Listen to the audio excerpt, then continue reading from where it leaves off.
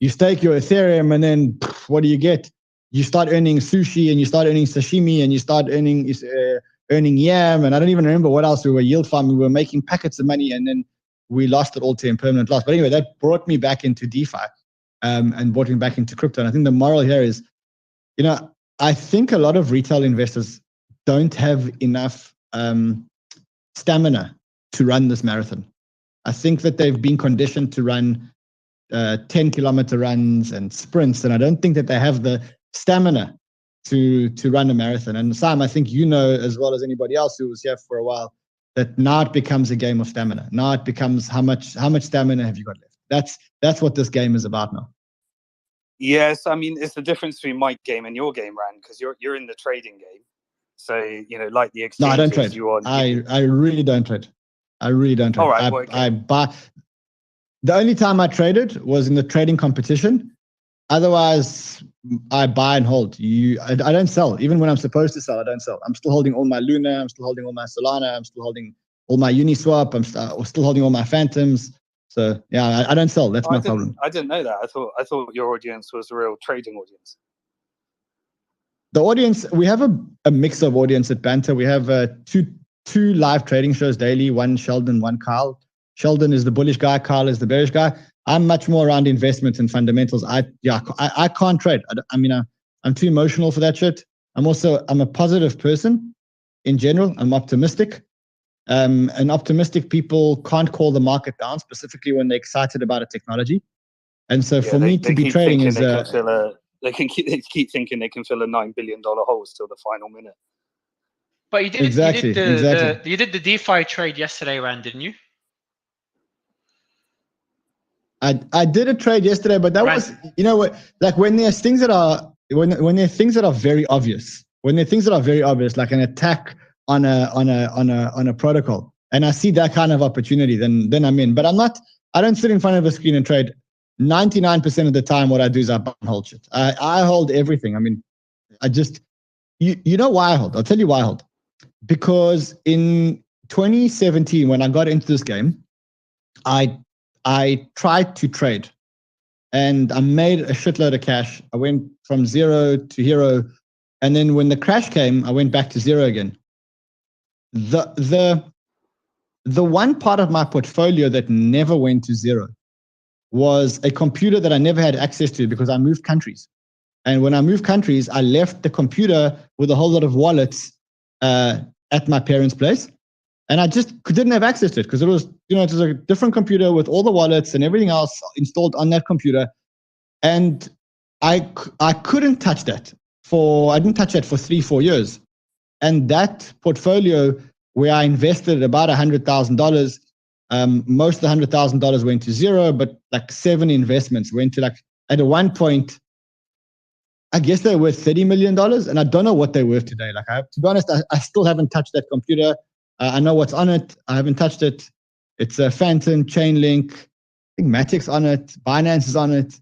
But I'm not and that for me just shows a difference between trading and investing. I'm not a trader. I'm too emotional. I make all the wrong decisions. So yeah, I'm much more an investor. Much more an investor. Yeah. So back to the original. What happens from here? It is a stamina game because these are the cycles where all wealth is made. And if you can invest through these markets, the conundrum I'm in is that the strategy of borrowing against your Bitcoin and not selling your Bitcoin in the bottom of the markets, that's not a risk we can take. So any investment you make, you're thinking about, is it really a wise use of Bitcoin? And this is the conundrum when saving in Bitcoin in these bear markets, and I guess this is why they have inflation, because they want to increase the velocity of money in bad markets by having money that goes down in value. So when you're in these markets, it's a question of, can you access fiat currency against your Bitcoin in order to make the investments that are going to perform in the counter market when the next FOMO market comes along. So Sam, and that's how I've always done. Say that again. Can I ask you? sorry, can I, so this is what my question was about. When you were talking about this in terms of borrowing against your Bitcoin, right? Like how, in any sense, like, is it okay if we look at like Luna and 3 Arrows? I feel like 3 Arrows, and this is going based off, I ran like 10 Twitter spaces based off of the thread that Miles put together. Do we not think that borrowing at 70% or 80% LTV is at the crux, is like the main issue here? Because unlike us, right, who, if you want to trade on margin, right, you're 10x, 50x, 100x, you're getting automatically stopped out and you're getting liquidated, right? These guys, the institutions, the big money, are not. They're getting phone calls. So do we not think that like that is at... Oh, we lost the key point. You're about to give the Sorry about punchline. that. Sorry about that. Yeah. Do we not think that that is that's the crux of the issue in terms of borrowing at these ridiculous LTV rates is allowing like some of these guys that are insanely fucking greedy to just kind of run amok, and that's essentially like everything topples on itself after that. Like, do we not think that the LTV rates are just ridiculously high from some of these lenders? Yeah, well, I've only ever borrowed at a very, you know, as a high level of collateral, which gives lots of scope, and yeah, unfortunately, that's the game, and I've never gone beyond my 5% threshold, so that if anything blows up, then it doesn't put me in a position where our company's in a chapter 11 or individually I'm in a chapter 11. And that leverage is what blows us up. It's a gift if you can manage it well, but most people won't manage it well because the emotion of greed always takes over in the crazy markets. So I'm curious, like when you ask, like, what's the most, like, what can I take out? Like, what is the LTV? Were you just asking, like, just to inquire? Sorry if I misunderstood it. Oh no, I was just so what I was saying is I wanted to make some investments into this market, and I'm pretty conservative, but my conundrum was I don't want to sell my Bitcoin, and there's no counterparty that I trust in order to put my Bitcoin in to get a dollar loan, in order to in order to be able to pull that out. And then we went into the question of, well, can you do it via DeFi? And then we were like, well, you'd have to put your Bitcoin, wrap it in BitGo. Then you got counterparty risk, which is okay for a custodian. And then what's the liquidity like on these smart contracts? Now the VCs are kind of pulling out liquidity, and we just went round in a bit of a circle. And then you thought, well, it's better to just sit on your Bitcoin, really. Yeah. Gotcha. Yeah. Okay. Listen, guys. So I think what we're going to do now is Mario started his stream, so we're going to jump onto Mario's stream. If we could just pin the Mario stream tweet onto the stream, and then we'll meet you all on the other side on Mario's stream. So I'm going to end this stream now, and then we'll continue this discussion on Mario's stream again, all just in a quest to try and bring 20. I think what they're Some doing. of them are smart about it. They're like, hey, this is centralization, one-off event. You know, that's a black swan event. It's not crypto in general. Others are really cynical about the space because of this. I didn't know, because obviously we live in our world, and we've had a few regulators on our stage, and they've all been positive. But then if you think about it, of course the positive ones are going to join us, and the ones that are really critical of the space will probably resist coming onto a Web3 or a crypto live show. So there is a big segment out there, a lot of people that, you know, are making arguments like NFTs are dead, and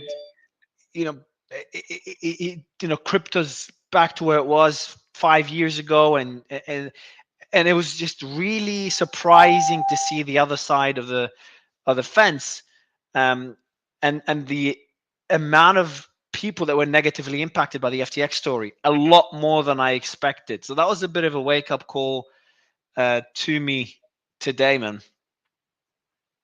Yeah, no, I mean, and I've heard it from other, major short sellers, and in fact, like one of the clips we'll play today from, an interview that Jim Chanos said with the Bloomberg Odd Lots podcast on his views on crypto and how he's almost been proven right on all of his calls from a year ago due to how all this has played out. And there's a lot of naysayers of crypto that can basically sit back, and I've seen this time and time again. Since 2012, as everything fell through with Mt. Gox, as things have continued with other different issues in the sector with the ICOs, etc. When all that fell through. People have continuously written the gravestone and said, hey, my prediction from a year ago is right. But the funny thing is, if you move it forward, then another couple of years, someone predicting that it was all going to go up also turns out to be the most right person as well. I made a tweet today making fun of people that make predictions like, hey, I told you it's going to happen. It drives me nuts when people do this because they always obviously point out at least most of them point out the calls they had right, but not. It does, they kind of, that's where contrarians get a lot of attention. They're contrarian on everything, but everyone ignores the things they can, they're against, the calls they make that turn out to be wrong. Everyone ignores them because they're so extreme. But the ones that turn out right will get so much attention, like the 2008 financial crisis, will get so much attention that they become fortune tellers. Being a contrarian is just a numbers game. You're going to be contrarian on enough things. One of them will end up being right, and that one will get you enough attention to be considered an incredible analyst. But anyway, going back to the stage filled up really quickly. We've got Ran here. We've got NFT Cutie. You're going to give me nightmares with your profile photo, NFT Cutie.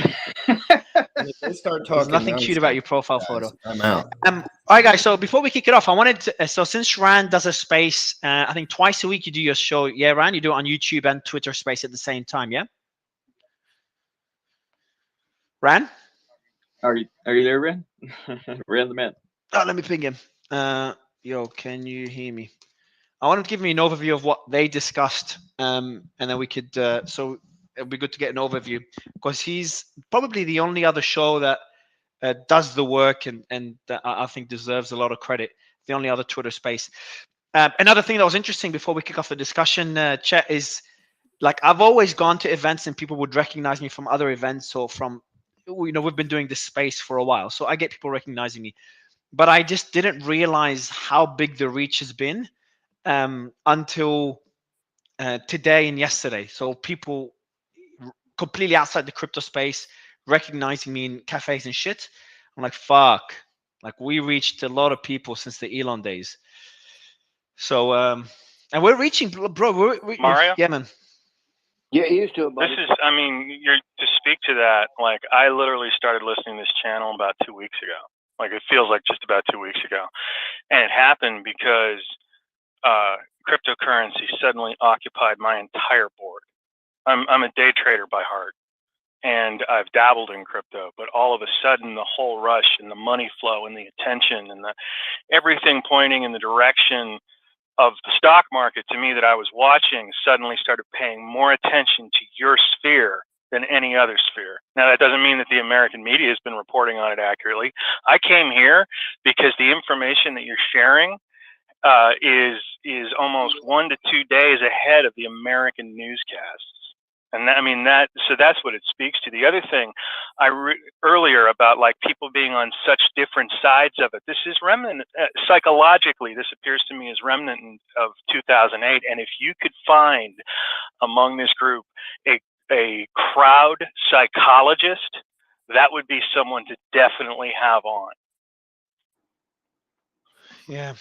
Yeah, man. Like the amount of news that I'll give you the mic, Ryan. Good to have you back. Just one thing I want to say: the amount of news that broke on this show. I was just having a discussion with the team and going back, and they did they were just looking at all the news when they broke and when it was discussed here. It was fucking insane. Is insane. From Elon Musk's famous quote that everyone keeps talking about. When he said my bullshit meter went out or something, whatever he said. It was redlining, yeah, exactly. It was redlining. He said that in our space, if you remember, Chet, and then obviously the press ate it up, and like a day later, the Genesis thing was pretty cool when we had the insider tell us that Genesis owes money to DCG owes Genesis money. And obviously his number was bigger, but then like he said that, and then we're all like surprised about it. And then an hour later, it's announced that that is the case. That was an example yesterday. There's so many examples of this. It's been an incredible journey. But since Ryan, you're back on your mic, is he there or did he drop out? His connection dropped, unfortunately, in between you saying that. 2 seconds, Mario. Can you just look? If you just give it like 10 years, you'll have everything you want. You don't have to have it all in 12 months. So don't try and become a Sam or someone like that, please. Who's Sam? SBA. Oh shit! Sam, did you just tell me? Did you just? Who the hell just said don't try to become Sam, bro? Bro, yeah, don't let it go to your head. You're good, man. You're good. You're the only one that can say that to me. You've been spamming my WhatsApp, so you get that credit. Right, we'll bring up. I also just add one more point too. Like, I think, look, here's the reality, right? Like, crypto Twitter is like always going to try to push back on stuff, but the reality is, like, a lot of these people in crypto Twitter are like complete hypocrites, right? Like, we've got, you know, people like TZ who runs the largest exchange, just like. They're going to talk about some nonsense for a second, and I want everyone to laugh for 2 seconds. And this actually is 18 seconds long, and it made me laugh so hard. And I'm going to play it real quick to switch up the vibes, and we'll go right back because they're talking some fluff, and it's annoying me. I'm not going to tell you I'm a guru that I got financial or relationship or any kind of advice like that. But what I do know is I overwhelmingly attract the opposite sex. I've seen Joker, yes. I admit, yes, he is hot. I'm not going to tell you I'm a guru. I'm not going to say that I got a financial or relationship or any kind of advice like that.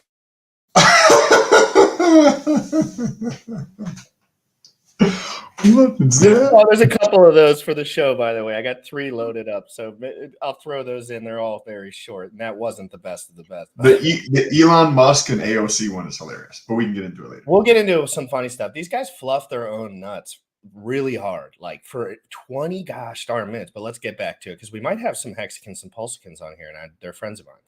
You know, there's mainstream media outlets that will put out objectively false information and go weeks, if not months, without ever issuing a correction. So that would just be my take. I just wanted to get that off my chest because, you know, that's always my take whenever I see like people doing pushback. I'm like, 99% of them do not have the knowledge to come up here and debate it anyways.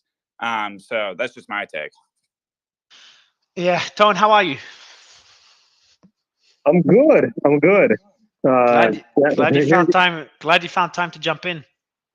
Yeah, I got about 25 minutes, so hopefully. What's your before we kick it off? What's your thoughts on the DCG story yesterday?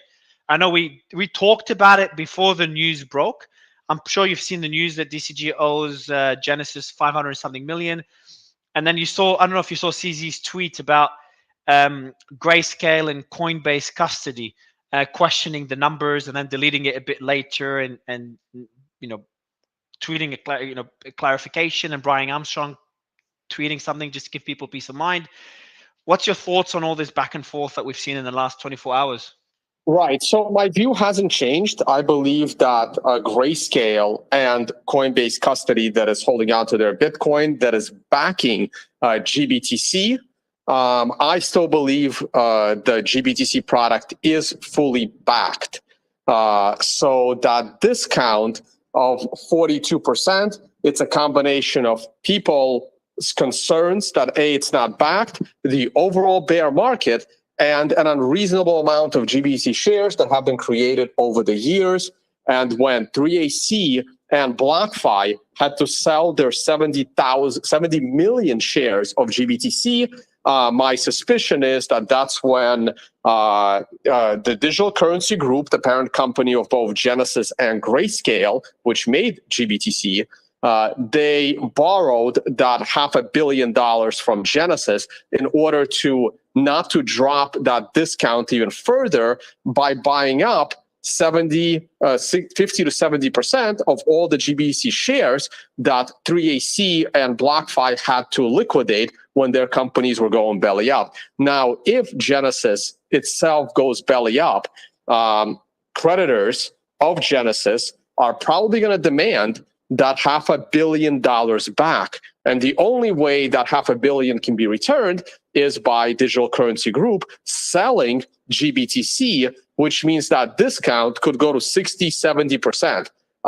even further, because there'll be more selling pressure on GBTC. But I don't believe it endangers Grayscale, the entity, and I don't think Digital Currency Group has made any, as far as I've seen, I don't think they're on the hook for any serious legal liability yet, but that company could potentially be in trouble.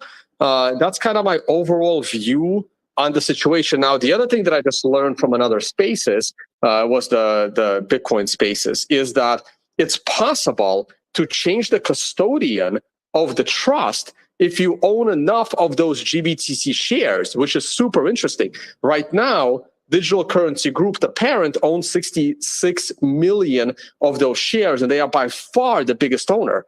But if another player comes in and buys all that up, they can probably,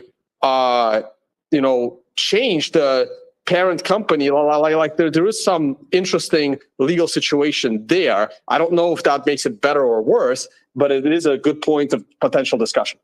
And Mario, I think it's I look at GCB, they're operating on a daily basis like business as norm. I know I sent out a tweet to you guys yesterday about, they just recently purchased this Bitcoin mining company, one of the largest on the planet. When did they buy this? They're still when? They don't have the exact date, but they bought it recently, and that was but that doesn't mean much, bro. Like FTX was making acquisitions before the implosion as well. Again, I have no concerns about DCG. I'm just saying that the business as usual doesn't mean much.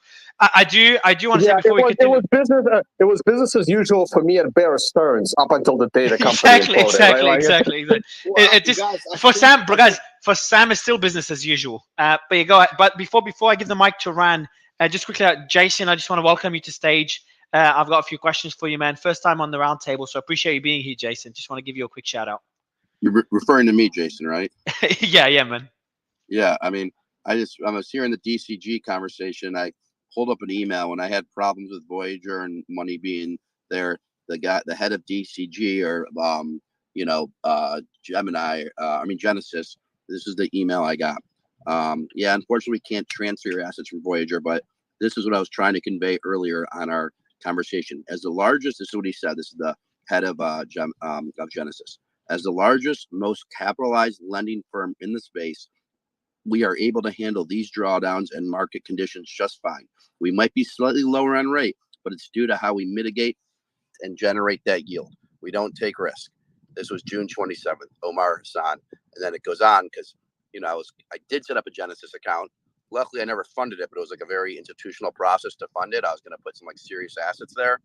And then another email, happy to get on a call regarding 3AC. We had minimal exposure to them. That's what he said. Included a thread by our CEO, which was Michael Morrow at the time.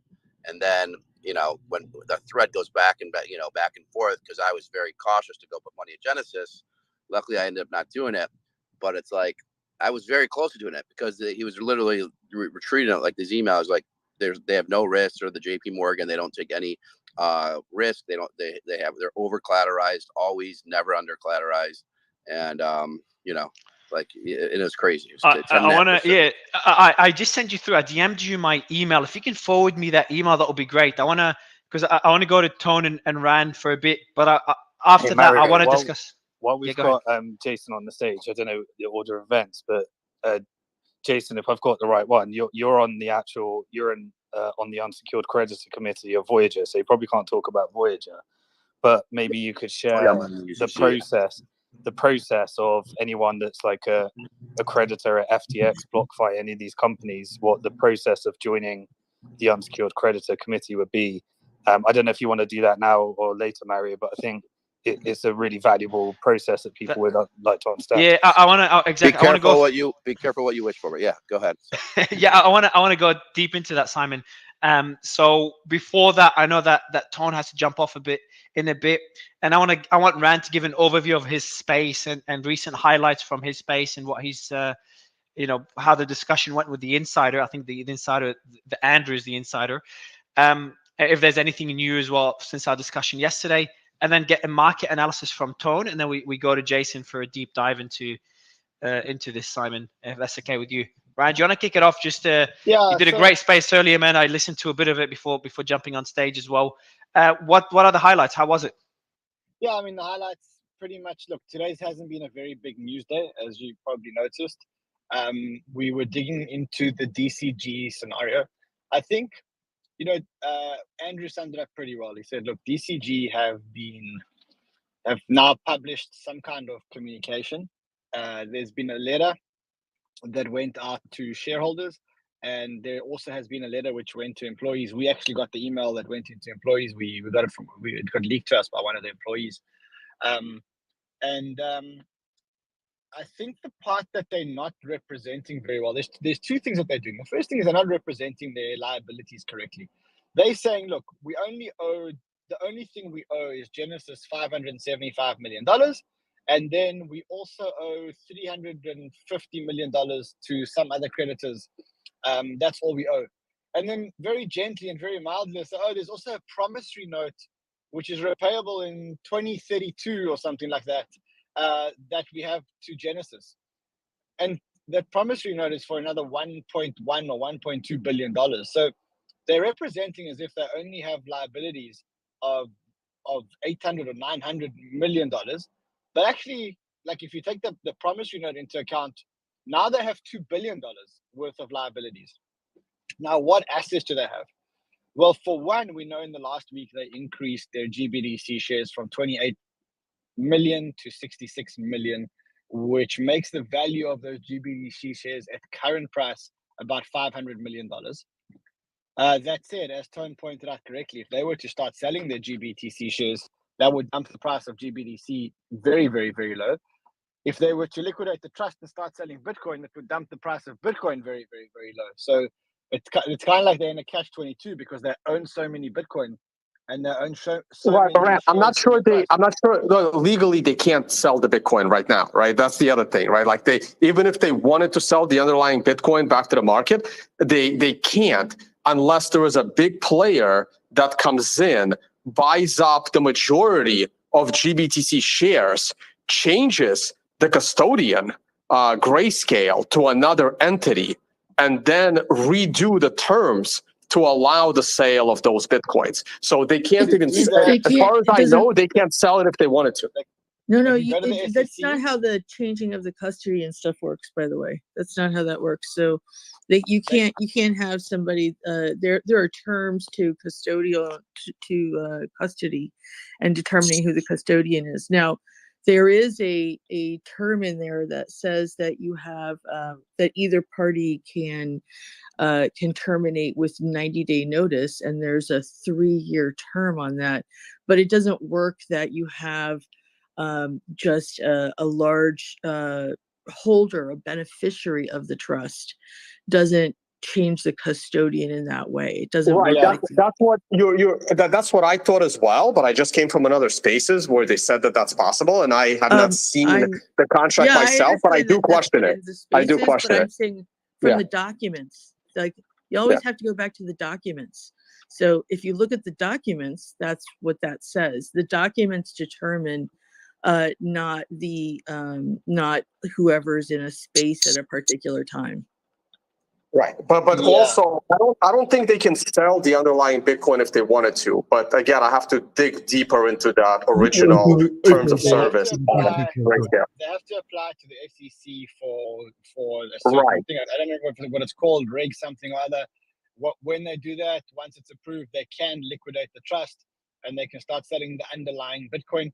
Actually, they can do it at their discretion. In other words, it's not everybody that can redeem. They can put redemption criteria. So they can say, I mean, in the most ridiculous case, they could say only people that have over 50 million shares can redeem. Just I'm giving you ridiculous things, but they can build in those kind of redemption mechanisms. Right, but you're absolutely right. If they start selling the underlying Bitcoin, they would do two things, right? One, they would hurt their own business because right now they get to take a fee of 2% on the total number of Bitcoin they're protecting. So if they allow the sale of that underlying Bitcoin, they're hurting their own business as to how much money they make every year.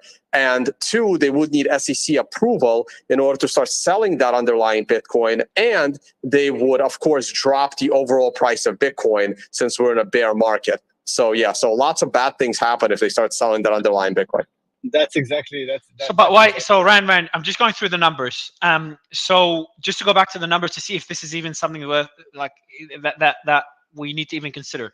So, if they've got short-term liabilities of about 900 million, 575 plus 350, then they've got a promissory note for 1.1 billion due in 2032, which is the number Andrew mentioned yesterday as well. So it's adding up. And then their assets is 500 million in GBTC shares. What other assets do they have that they could? They also, well, they own a whole lot of businesses. They own a lot of very, very, very successful businesses. A lot. I mean, but illiquid. Illiquid, but I mean, like, you know, like, is Grayscale BTC Trust is that illiquid? I mean, I guess you could raise money for that pretty quickly, right? Like, if they were to sell it at the right price, if they went someone and said, look, $500 million. You can have the Grayscale business. That business would be sold in 10 minutes. I mean, think about it. That business is going to make in the next 2 years, $500, $600 million. They could easily sell it. They own a stake in Bitcoin. They own a stake in Luna, which is a huge exchange in emerging markets. So in terms of all these assets, do we have a number of how much, approximately how much these assets are worth? At last raise valuation, 10 billion. The market's come down a lot. Probably let's say the market's worth a third, so 3 billion. Now, we don't know how much debt they had when they raised at a 10 billion valuation. So, I mean, I think they're solvent. I just think that they're not liquidly solvent, but they're solvent. To give you an idea, we got our, so pretty much, so at Bank to the Future, we've done about 100 different companies. Pretty much DCG would be on the cap table of all of them. They write bigger checks than us. Our portfolio is valued about 660 million in these markets. I'd expect theirs to probably be a 10x on ours. So, you know, and then you've got private equity, which you can't really mark to market. So you probably expect, you know, so it will be a multi-billion-dollar portfolio, but you could place those on secondary markets like ours if you wanted, but it would take time to place. You wouldn't be able to get that done without a couple of months to place those trades to investors. And just real quick here, I do have some breaking news that came in from the block. This is an interesting shift in thinking from one of the New York Federal Reserve advisors. So this is what the block reads here. So stable coins could offer central banks a shortcut to having their own digital currencies, according to a New York Federal Reserve advisor who was speaking at an event in London today. He said, quote, instead of issuing a retail central bank digital currency, central banks could support stable coins by allowing them to be backed one for one with balances in a central bank account. He said, adapting our regulatory and legislative environment to support stable coins is already a formidable task, but it is probably easier than managing a CBDC for retail use, especially as the private sector currently provides all retail digital means of payments on legacy technology. He also drew a comparison between stablecoins and the Chinese payment platforms Alipay and Tenpay, describing them as very close cousins. And this is a possible shift in thinking, he says, or the block said, should I say, as it says, the comment suggested a possible shift in thinking on stablecoins, as the New York Fed advisor had previously argued that stablecoins are, quote, unlikely to be the future of payments, close quote. And that was back in February. So quite a massive shift in thinking here coming from one of the New York Fed advisors on how stablecoins and CBDCs might play a role together. That's basically Paxos. I'm going to say from the outset, though, considering prior view from the Fed, like this is probably not a shift in policy as much as a one person's idea of how things might work. But first of all, CBDCs are programmable money. It's very unlikely that they would shift from that CBDC to something like a stable coin, considering all of the Fed's prior discussions of, quote, so-called stable coins. And the only shift that's happened with stable coins is that in the congressional hearings, the stable coins that testified, the companies, right, that testified, obviously they can't testify themselves, but the stable coin projects that testified said that it would support the dollar, right? So what they're trying to do is bring the stable coins that are pegged to the dollar, which incidentally are the least stable coins. Those are the ones that they said it will promote the dollar, and that's why you should like stable coins. And I think that thinking is primarily what is working within Congress. This idea that, oh, well, a stable coin is sort of just the crypto version of the dollar, which it's not, right? But that is the people who were at the table are all ones that are pegged. So of course that was their view.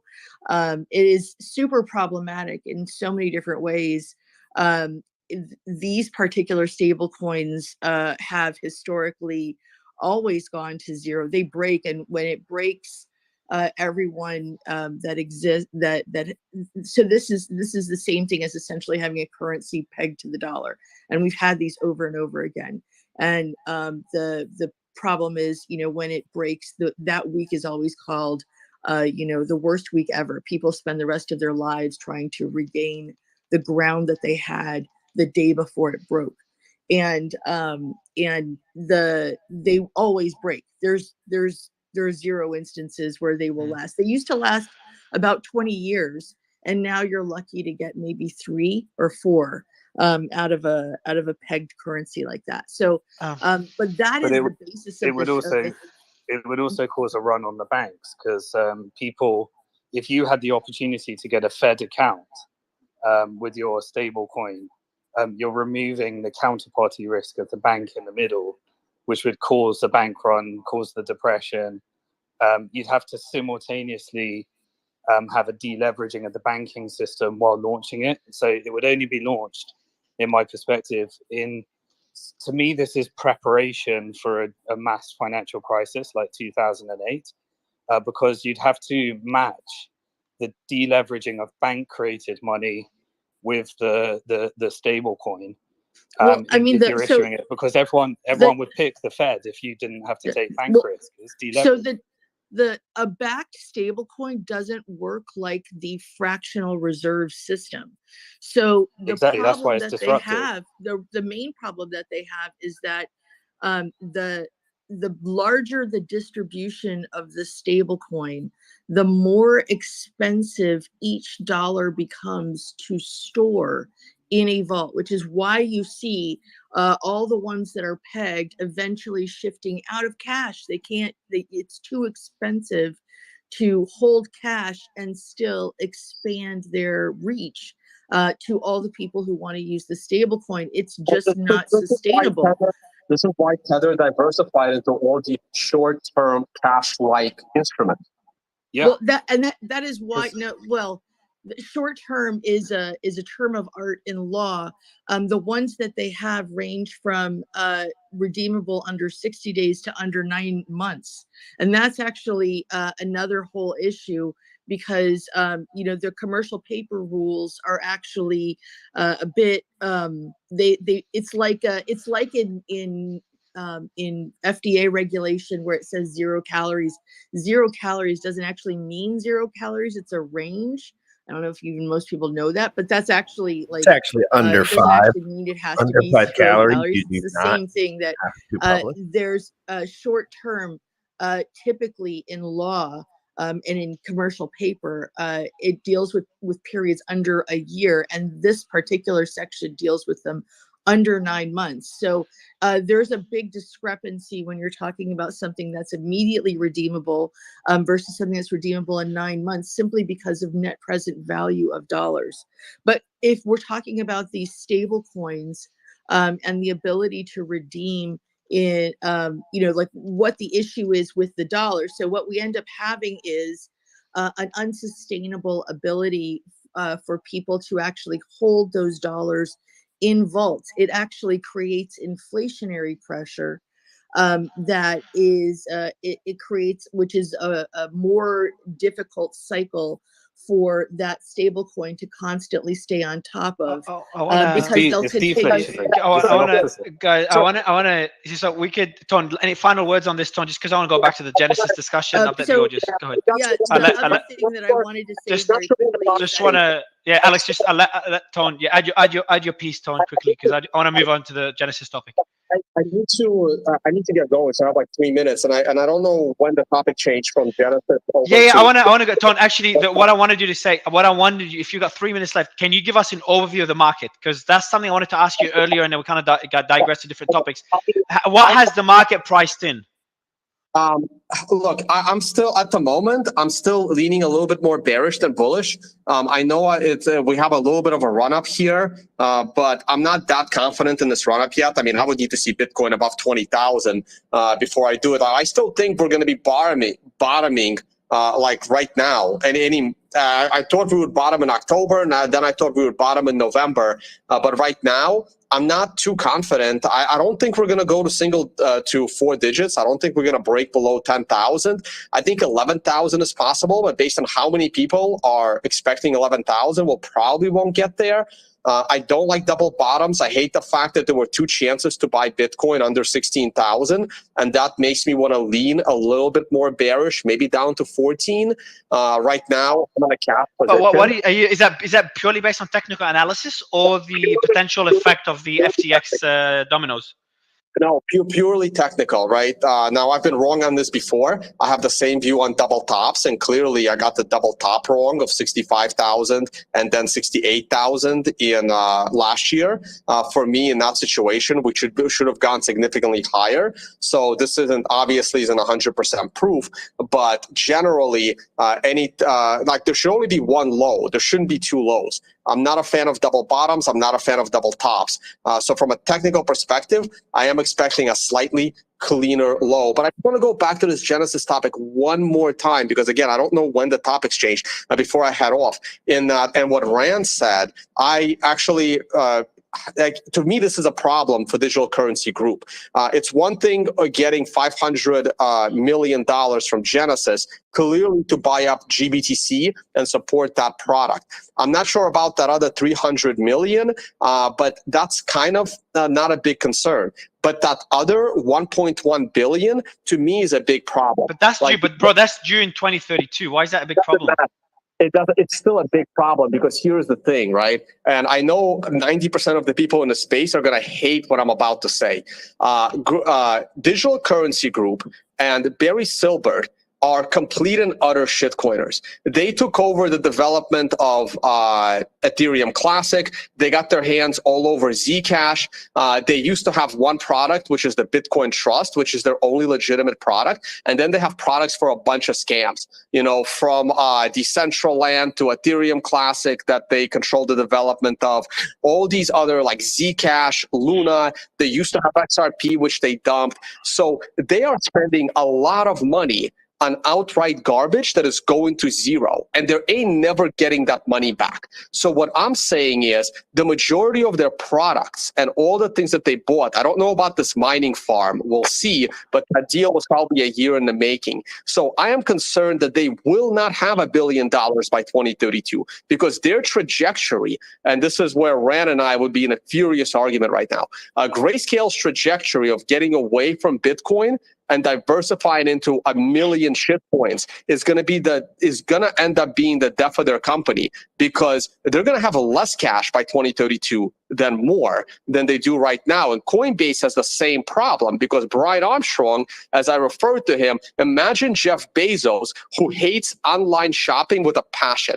That's basically Brian Armstrong. The guy had one of the biggest Bitcoin companies, and he hates Bitcoin. He wishes it never existed. And that's why Coinbase has been just bleeding money with everything they did was investing in all this garbage. So I think Digital Currency Group is in more trouble as time passes versus making money as time goes on because of everything they've done in the last 3 years. I think Armstrong just posted about an hour ago that he's got 2 million Bitcoin worth $32 billion, something like that. Well, personally or as part of the company? No, in custody. The company. With regard. Right, but that's other people's Bitcoin. If you ask Brian Armstrong how much Bitcoin he personally I'm has, not arguing that fact. might be zero. You know what he just posted. That's it. I'm not. Yeah, this was just his. He published the part on his public accounts that shows that they have about 2 million Bitcoin in custody, which is an interesting number. That's a lot of Bitcoin. That's more than Satoshi. Hell yeah, it is. It's significant. Yeah. There was a news event in China about their ability to contain COVID that I think everyone should just, pay attention to. I haven't formulated my entire opinion about it yet, but the last time that they were at this stage in COVID was this time in 2019. Yeah, so we could discuss that in a bit, and there's a lot of topics to discuss. But just going back to the DCG, Tone, you've made an interesting point. Is that the 1.1 billion, which doesn't seem to be that high considering the assets they have, which includes mining companies, is the concern that you have. But for me, like if their assets are worth about 10 billion, based on the last, let's say they go down by 75%. So if they're worth 3 billion now, in 10 years, it'd be, expecting that to drop is a bit too much, no? I'm not sure if it's a mining farm. It's a large mining pool. Okay. Yeah. Okay. Foundry is a mining pool, not a mining farm. Brian Armstrong, just like Barry Silbert, I don't think they know what they're doing. And think like Brian Armstrong probably has no clue why he's holding 2 million Bitcoin in custody. He's probably totally clueless. Why the hell are all these idiots interested in holding Bitcoin, and why are they holding it with me?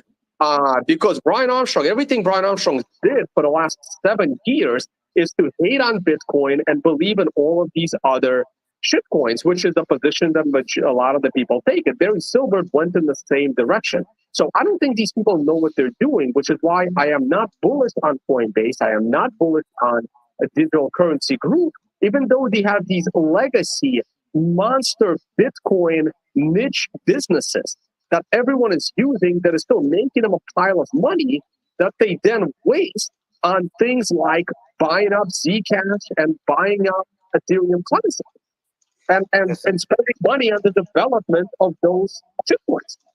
I see Barry and Brian slightly different from my perspective. So like Barry, I see as a Bitcoiner that has taken a lot of capitalist tangents, but probably wanted to get back to Bitcoin as he progresses as a store of value. Whereas Brian definitely deviated away from Bitcoin and became an Ethereum maximalist. So probably took all the tangents to try and get back to Ethereum. So I think they're slightly culturally different. I still see Barry as a guy that believes in Bitcoin but saw opportunities with everything else.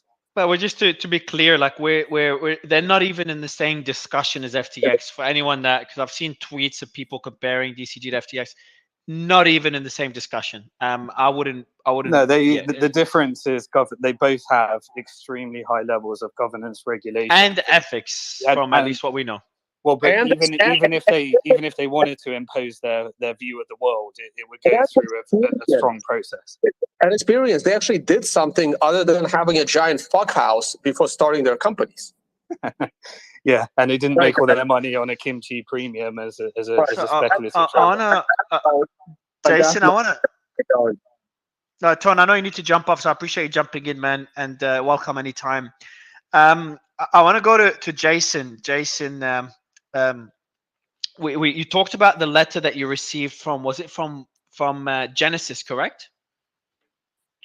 Yeah. It's a thread. Like when Voyager had the issues, I was going to move a nice amount of money over to Genesis, and I got referred to them by a very smart guy in crypto, and he said Genesis is the least risky of all the exchanges, and so I was about to do it, and then I read you some of the emails he sent me, like, we're over collateralized. When 3AC happened, there was no big effect on them. They're part of DCG. They're good for life, and it's the safest putting my money in my JP Morgan savings account. And then I did go through the steps. So I did get a little bit hook, line, and sinker. I did go through the steps to set up an account, which is a very time-consuming process. It wasn't like just opening an account. And the good news is I didn't actually end up transferring money, but it's kind of funny to go back to the email thread because the guy there, Omar, he's like there's no chance I was going to lose the money. They had a 3-month fixed rate thing that I could have for 9. Hey, Bullish, do you mind telling us if any of our friends start talking about anything or doing anything? Because they're boring me to death. I'm sorry. But, Sam, how are you doing? What is up, though? I just unhooked my microphone. I'm getting a computer, I think, today. Ooh, nice. So I'm going to spend some US dollar, if that's the currency they still take. I'm not sure. Got to go there, check. A laptop or a desktop? Whatever. Bullish sent me a bunch of stuff. I'm just going to go there and act like an idiot and say I'm not paying that much and see how. Yeah, it's a laptop. Laptop? Nice. Yeah, laptop. I'm just going to sit there and say it's too much until I'll just pay them. I'm just going to say it's too much. It's too much. I ain't got that. And then they'll just see what they'll play with me at because. Yeah, I was recommending a desktop, but since we know he's going to be on the move soon, it's better for him to have a laptop. Better to have a laptop? It's going to be a gaming laptop. It's going to be a full-blown laptop. Okay, cool. So that's what I'm going to get. Do you want to pull that video? Funny. There's a funny up. This is hilarious.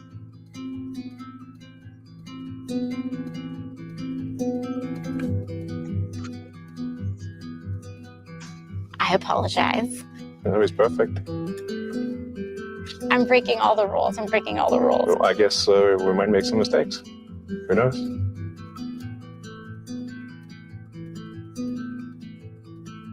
I think one of the biggest problems we have in DC is that everyone's egos are too big. I actually just prefer to have no titles at all. You're opening yourself up. I'm just being me.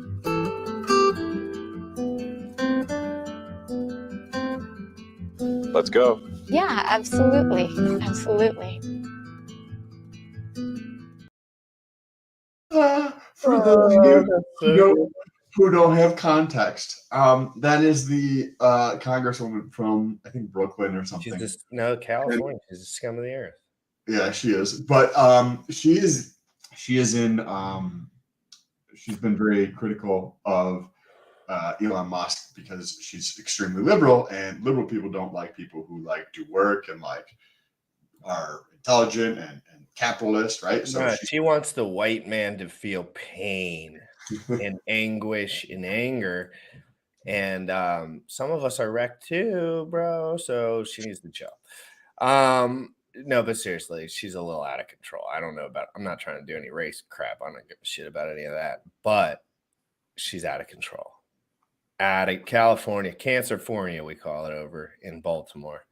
It's like Baltimore's just as bad, except everyone at least knows their place around here, And down there, everyone thinks they're a hotshot or they're on methamphetamines. It's truth, or both. So let us know if any of things coming up as far as our boys talking. Sam, you know that RH unfollowed me today. I've been waiting for that for a long time because, frankly, I'm just bothering him at this point. But I heard in Twitter, if the person blocks you, then you win. So I think I won. Oh, that's interesting. I think the Twitter rule. It's like the gang rule. I saw that you had posted that Richard Hart had blocked you, which is kind of interesting, to take the time to go through. Did he block you after you sent him the 100th message to come on the show, or was it did something? He actually DM'd me, but he just told me that he doesn't want me shilling scam shit. It's the same shit he says all the time. He says I don't want you shilling scam shit. That's how he actually feels potentially. I don't know. I've learned a lot from Richard. I've listened to every word he said. Something doesn't add up there, but at the end of the day, he's got a mission and a goal. I also have a mission and a goal. They ain't the same thing. And when guys get better or good or have potential, at least, people don't want their names plastered all over that person. And I totally get that. Yep. I think what we're doing here is actually something that this space needs, right? Like something that desperately. Yeah. Because so many people are just like so ego driven and they don't actually like try to see things from multiple different angles, you know, and They act like they ain't never had a girlfriend. It's literally what they act like. Like it's like scarcity mode. Like, dude, everyone chill out. Like it's fine. Why am I a threat? You all got more money than me. Okay, why don't you give me some, you dickheads? And then I can actually. So you know, it's like everyone else get like all Richard says is YouTubers shouldn't shill for money and have affiliate links, and I made sure that I thought that was a good idea too. And I wanted to try that as an ethos, like of the channel. And you know, that's not obviously what he thinks and what he says. The premium. So one thing on that, what we were listening to, right? The one dude said that he only takes 5% leverage on crypto, which is something that I completely agree with. If I don't like leverage in crypto, I like leverage outside of crypto, like in fiat, but I don't like leverage in crypto because it's too sketch, right? It's way too volatile. It's just way too volatile. It's just like, why are you going to get Godwicked if you don't have to? Yeah. Why even take that risk? Like, why? People don't understand liquidity in wicks either. Like, well, I say wicks, that would be more the paint of the chart afterwards. But the wicks, people, you get scanned wicked and the price goes right back over, and you're like, I was long, and now it's higher than it was. Yep. And that's only 5%. If you can have a 95% drop in the collateral, right? And it's a financial asset where like crypto is, where you can get called, meaning they can close your position and liquidate you. Like that's not a good fucking move, bro. If you're going to take more than 5%, you're putting yourself at risk. And especially if you have volatile collateral and then you borrow something that is also volatile, meaning if you use BTC and you borrow ETH, right? So you have collateral, you have $1 million of BTC, and then you borrow 500,000 ETH, right? And you're like, I'm 50% over collateralized. I'm 100% collateralized, right? Because I got a 200% ratio, so you're over 100%, right? Both of those assets are volatile, meaning you can have the situation where one is dropping and the other one's going up. And you're like, well, what the fuck does that mean? Well, that means that your collateral could go from $1 million down to $800,000. And the debt you owe, the 500,000 ETH that you took on there, could go from 500,000 to 700,000. Meaning you only have $100,000 of equity left in the deal before you get liquidated. Or if you had to pay that back because you took your ETH and you sold it to do something else, your debt is more expensive. Using crypto leverage is a foolish thing to do. It is a very foolish thing to do unless you're going to use less than 5%. If you're going to use less than 5% of your value of your position, cool. I could get behind something like that, but it is extremely risky, especially when you have those two scenarios where you have two volatile assets. That's just like a fucking stupid on stupid. It's like, what the? It's how they make money, man. It really is how they make money. They just own most of the pool and Godwick it whenever they want. It's just stupid. It's stupid is what it is. And you want to answer this question or touch on it and why advancing Hedron is not working? We're actually going to do a show on this with Sam. We got a lot of shows this week, and I need you on Saturday for Buck from Fiat wants to do a show, but he's on the other side of the world, so we have to pre-record it. Cool. That works already. And Dylan, and we're going to do some stuff with that. They still might come live at some point, but we're going to get some stuff on paper for Buck this weekend. And then we have KG Internet Money coming on this week as well. And then we got a couple things coming up this week. I got some people canceled their show with me because they don't like all the negative attention with RH, and that's the show. Yeah, that's fine. So let's touch on Daniel's question here for a second. Yeah. You wonder why advancing Hedron is not working? Well, one of the reasons is for what I just talked about. If you advance on your HSI stake, right? So for people who are not familiar, right, you have HEX, you can stake that, to earn yield in the future, right? Or you can use the front end for Hedron and you can stake it. And now it's called an HSI. Right? You can take your HSI and you could borrow the future mints of Hedron today, right? And if you don't pay it back, then you lose that stake. So one of the reasons that it's not happening is because it's foolish to take leverage in crypto. So think about this for a second. Right now. Anytime. Well, maybe in like years. Correct. Maybe in 17 years. But not even close. It's way too risky. You will get way less risk if you just borrow in fiat. We would need legacy finance to pretty much be done. And then it would have to be as less volatile over here, which is probably 10 years. So it's going to be like different. Like I'm sure there'll be tech stocks. So it's basically like if you have, say, a $10,000 HSI stake and you borrow your Hedron, right? And say that the value of your Hedron is, $400, right? So first of all, you're like, I'm super, super, super over collateralized, right? You borrowed Hedron and it's $400 against a $10,000 stake. Well, what you did is you put your collateral at risk by borrowing against it. But then you're like, I took that $400 and I bought some gold, nail clippers, right? Or whatever you wanted to do with that $400 to do this.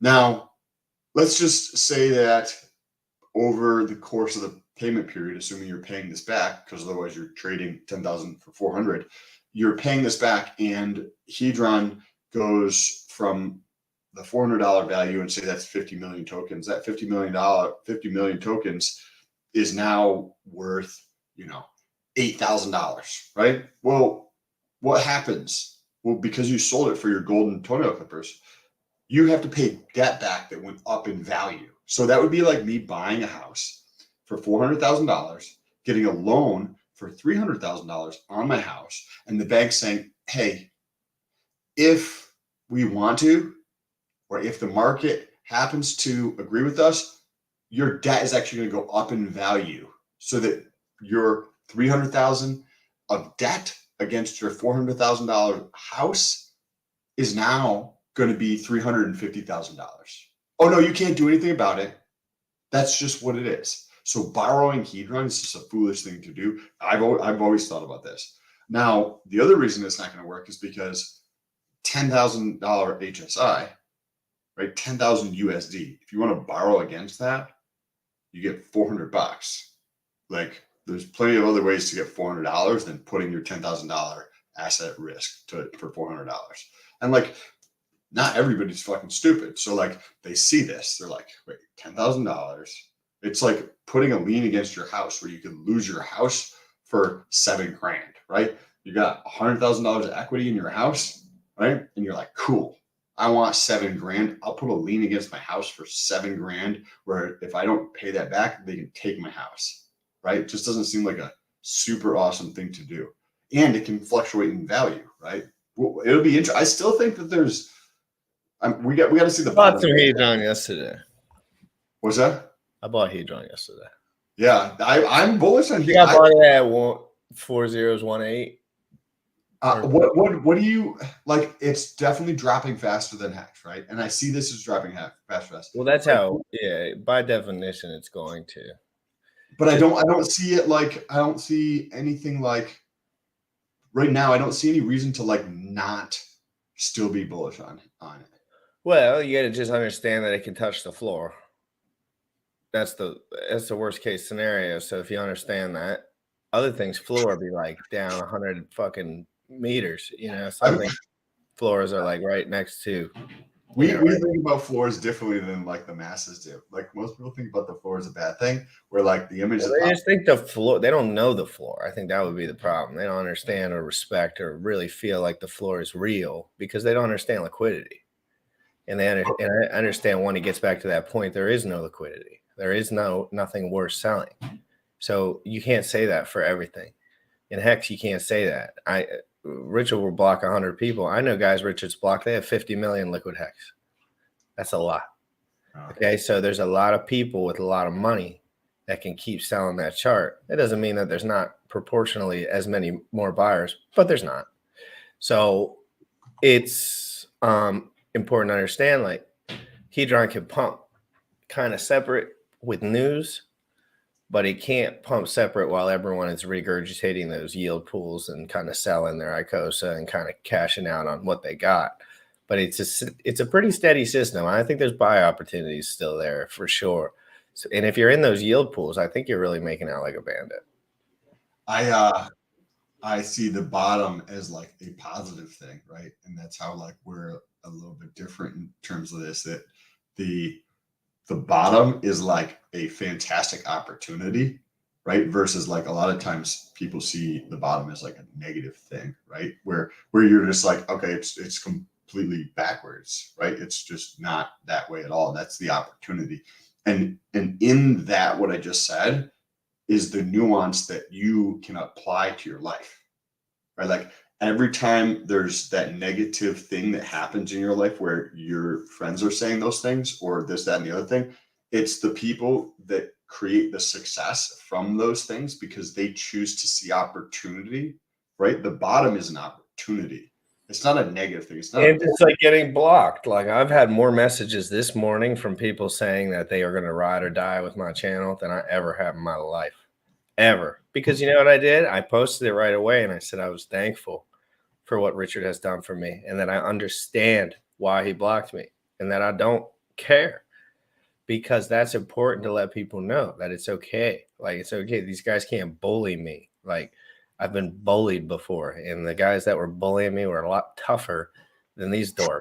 You can trust me that they were like construction workers, 6'6" with 3 felonies, like throwing me up against the wall and saying they're going to kill me. Like, you know what I mean? So it's like, guys, a bunch of dorks here. I'm not worried about it. So just understand, but you could turn it into a positive, right? When I got hacked, I started streaming directly after that. So I got hacked and I said, I'm going to start streaming until I figure this shit out because I knew it would help me learn. And now that we're here. So that was the exact moment in my life where I had opportunity and kinetic energy to use. I just didn't decide to go curl up in a ball and go hit some more hammers and restart. I said, fuck that. Fuck this shit. Like, fuck everyone. I'm just going to quit and see what the fuck happens. And when you have that kind of energy, you can't dopaminergically, you can't outpace me. When you are studying, you can't, because I want to be here.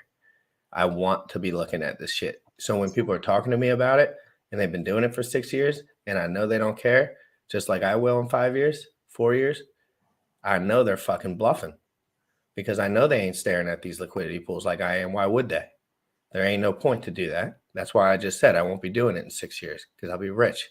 I won't give a fuck. So I'll give a fuck about something else. That's way different.